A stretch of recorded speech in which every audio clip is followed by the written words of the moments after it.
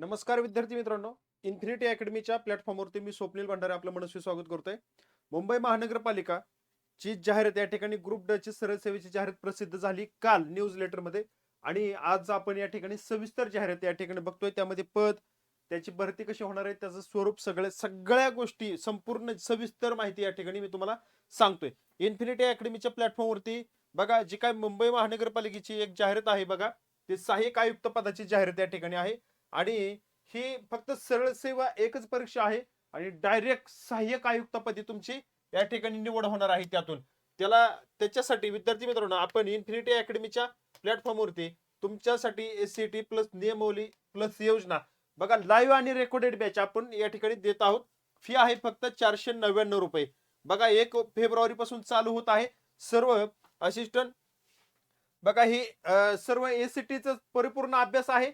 आणि त्यानंतर अनुभवी तज्ञ शिक्षक वर्ग आहे. ट्रिकच्या माध्यमातून कलमी लक्षात ठेवण्यासाठी तुम्हाला मार्गदर्शन असणार आहे. पीडीएफ स्वरूपात नोट्स देखील मिळतील, सराव प्रश्न देखील मिळणार आहे. 60 प्रश्न, 120 गुण आणि बघा यशाची हमी देणारी ही बॅच या ठिकाणी तुम्हाला उपलब्ध करून देण्यात आलेली आहे. मित्रांनो, या सुवर्ण संधीचा लाभ घ्या आणि सहाय्यक आयुक्त पदाला गवस निघाला. बघा, आता जी नवीन जाहिरात या ठिकाणी आलेली आहे ती जाहिरात आपण सविस्तर बघणे या ठिकाणी बघणार आहोत. जे आहे बृहन्मुंबई महानगरपालिका कामगार विभागामार्फत या ठिकाणी ही जाहिरात आपल्याला पाहायला मिळते. बघा, 38 रिक्त पदांची सरळ सेवेने पद भरती करण्याकरता ही जाहिरात या ठिकाणी दिलेली आहे. बघा, महाव्यवस्थापक देवनार पशु वध गृह यांच्या आस्थापनेवरील 38 रिक्त पदे हे भरण्यासाठी त्यांनी ऑनलाईन अर्ज या ठिकाणी मागवले. संकेतस्थळावरती बघा, त्यांनी कामगार पदाकरता ऑनलाईन अर्ज उपलब्ध करून जे अर्ज करायचे ती लिंक या ठिकाणी तुम्हाला दिलेली आहे. त्यांनी portal.mcgm.government.in फॉर बघा, आता ऑनलाईन अर्ज करण्यासाठी उमेदवाराकडे नित्य वापरत असलेला वैध व्हॅलिड ईमेल आयडी असणं आवश्यक असणार आहे. आता वेतन किती मिळणार आहे तुम्हाला? 18,000 ते 56,900 M9 ची वेतन श्रेणी तुम्हाला या ठिकाणी मिळणार आहे. 38 पद आहेत, वर्ग ड आहे.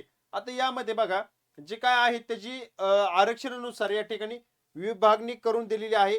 त्यामध्ये अनुसूचित जातीसाठी 9 पद आहेत, अनुसूचित जमातीसाठी 2, विजा अ2, ब3, क3, ड3, विमा प्र1, इतर मागासवर्गीय 15 अशी या ठिकाणी ओपनला या ठिकाणी एकही पद नाही. एकूण 38 पदांची जाहिरात या ठिकाणी आपल्याला पाहायला मिळत आहे.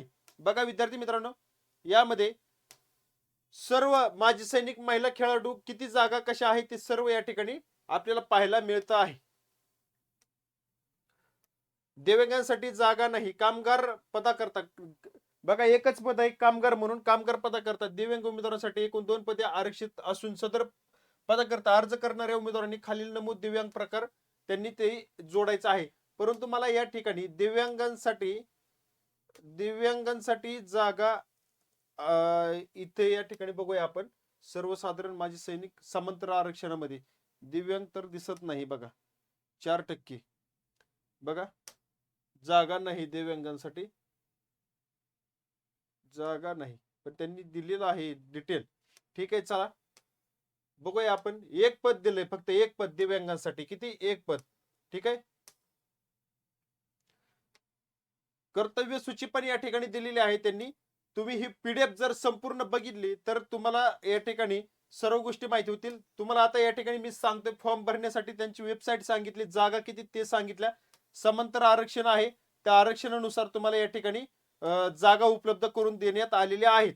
बघा, सगळ्यांसाठी, खेळाडूंसाठी सुद्धा या ठिकाणी असणार आहे. बघा, त्यामध्ये परत आपण बघूया अजून डिटेल मध्ये काय त्यांनी दिलेलं असेल तर ते पण या ठिकाणी बघू.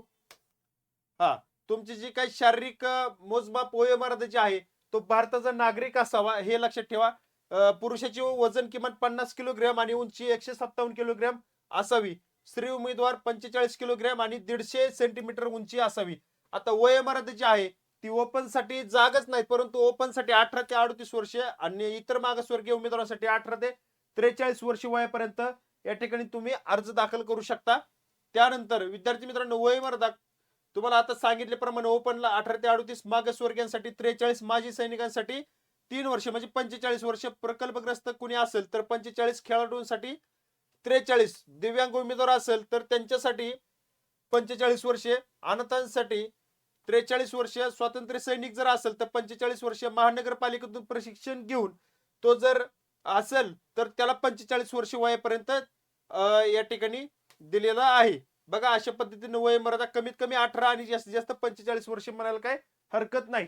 त्यानंतर बघा निवडीचे निकष, तुमची जी काय कामगार या पदासाठी वस्तुनिष्ठ बहुपर्याय प्रकारची तुमची परीक्षा ऑनलाईन परीक्षा होणार आहे आणि सदर पदाकरिता घेण्यात येणाऱ्या वस्तुनिष्ठ बहुपर्याय प्रकारच्या जी काय ऑनलाईन परीक्षेचं स्वरूप आहे ते स्वरूप या ठिकाणी बघा. त्यामध्ये मराठी भाषा आणि व्याकरण त्याचे 25 प्रश्न असतील, एकूण 50 गुण असतील, म्हणजे एक प्रश्न 2 मार्काला असणार आहे. इंग्रजी आणि इंग्रजी व्याकरण 25 प्रश्न, सामान्य ज्ञान 25 प्रश्न, बौद्धिक क्षमता चाचणी 25 प्रश्न, असे 100 प्रश्न 200 गुणांसाठी असणार आहेत. लक्षात ठेवा 100 मिनिटांचा तुम्हाला वेळ असेल. आणि बघा तुम्हाला या ठिकाणी परीक्षेला पात्र होण्यासाठी 45% गुण मिळवणं खूप गरजेचं राहील. म्हणजेच 45 मार्क मिळवणे किंवा 90 मार्क, 200 मार्काची परीक्षा आहे त्यामुळे 90 मार्क मिळवणे तुम्हाला असणार आहे. आता सगळ्यात महत्वाचं तुमचे जे स्वरूप आहे प्रश्नपत्रिकेचं त्याची काठिण्य पातळी ही जी काय आहे ती बौद्धिक क्षमता चाचणीचे परीक्षेचे स्वरूप माध्यमिक शिष्यवृत्ती परीक्षेनुसार, म्हणजे 7वी 8वीची जी शिष्यवृत्ती असते त्या काठिण्य पातळीनुसार तुम्हाला येणार आहे. तुम्हाला मुलाखत तुमची होणार नाही. बघा कामगार पदाचे अर्थ धारण करणाऱ्या पात्र उमेदवारांची बहुपर्यायी वस्तुनिष्ठ ऑनलाईन परीक्षेमध्ये प्राप्त केलेल्या गुणांकाच्या आधारे सामायिक गुणवत्ता यादी आधारे तात्पुरत्या अंतिम निवड यादी तयार करण्यात येईल. ही नंतरचा विषय, सध्या तर परीक्षापर्यंत आपण पोहोचलेलो आहोत. बघा एका दिवशी एकाच सत्रात तुमची परीक्षा होईल. ऑनलाईन पद्धतीने अर्ज भरण्यासाठी सूचना दिलेल्या आहेत. अर्ज सादर करण्याची जी काही तारीख आहे ती तारीख जी आहे ती 18/2/2026 ही अंतिम तारीख आहे. लक्षात ठेवा 28/1/2026 पासून फॉर्म भरायला सुरुवात होणार आहे आणि 18 तारखेपर्यंत फेब्रुवारी पर्यंत तुम्हाला फॉर्म भरण्यासाठी असणार आहे.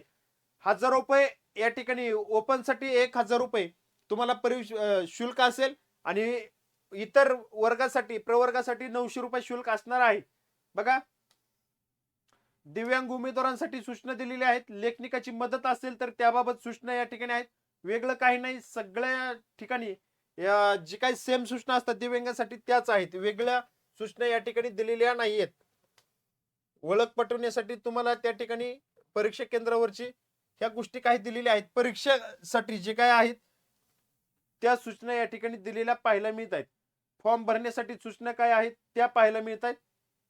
या ठिकाणी कामगार पदासाठी सगळे या ठिकाणी अर्ज करू शकतात. बघा तुमची परीक्षा कशी असेल त्याचं स्वरूप सुद्धा या ठिकाणी दिलेलं आहे. तुमचे प्रश्न ग्रुप ए, बी, सी आणि डी असे 4 विभागामध्ये विभागले जातील. त्याचा एक डेमो सुद्धा तुम्हाला त्या ठिकाणी पाहायला मिळतोय. त्यानंतर काय फॉर्म आहे ते फॉर्म सुद्धा तुम्हाला भरून देणं गरजेचं असेल. बघा अंडरटेकिंग युजिंग वन स्क्राईब जर असेल तर तशा पद्धतीचे फॉर्म या ठिकाणी दिलेले आहेत. तुम्ही कशामधून येत आहेत त्याच्यामधून ते फॉर्म तुम्हाला भरून द्यावे लागतील. बघा जास्त काही यामध्ये डिटेल त्यांनी काही दिलेली नाही. फक्त जे काही आरक्षण आहे आरक्षणानुसार उमेदवारांना काही सूचना आहेत त्या सूचना या ठिकाणी त्यांनी दिलेल्या आहेत. बघा ह्या सूचना तुम्ही वाचून त्या ठिकाणी फॉर्म भरावा असं मला वाटतंय, कारण स्पेशलाइज सूचना तुमच्यासाठी दिलेल्या आहेत. परीक्षेचं स्वरूप झालं, जागा कुणाला किती, वय मर्यादा झाली. बघा पात्रता देखील तुम्हाला काय आहे, शारीरिक मोजमाप वगैरे ते सुद्धा, आणि सगळ्यात महत्वाचं तो भारतीय नागरिक असावा. 10वी परीक्षा 10वी पर्यंत शैक्षणिक अर्थ किमान 10वी असावी. 10वी 100 गुणांच्या मराठी विषयास उत्तीर्ण असलेला विद्यार्थी या ठिकाणी अर्ज भरू शकतो. एवढीच या ठिकाणी शैक्षणिक अर्हता तुम्हाला दिलेली आहे. बघा यापेक्षा वेगळं काय अजून सूचना जास्त नाहीत. जास्त बऱ्यापैकी कर्तव्य सूची वगैरे दिलेली आहे. त्याच्यामध्ये तुम्हाला साफसफाई करणे, पशुवध गृहाची स्वच्छता धुलाई करणे, पशुवध गृहातील उघड्या गटारांची सांडपाणी वाहून नेणारे नाले स्वच्छता करणे, प्रशासनाने वेळोवेळी नेमून दिलेली कामे या ठिकाणी तुम्हाला असणार आहेत. बघा यापेक्षा वेगळं काही नाही. जाहिरातीमध्ये ज्यांना या ठिकाणी पात्र आहेत, इच्छा आहे त्यांनी अर्ज करावा. 38 पदांमध्ये तुमचा नंबर लागेल. विद्यार्थी मित्रांनो नॉर्मल परीक्षा होईल, काही अवघड असणार नाही. फॉर्म भरा आणि मुंबई महानगरपालिकेमध्ये नोकरी मिळवा. या ठिकाणी थांबतो, भेटूया पुढील अपडेटमध्ये. धन्यवाद.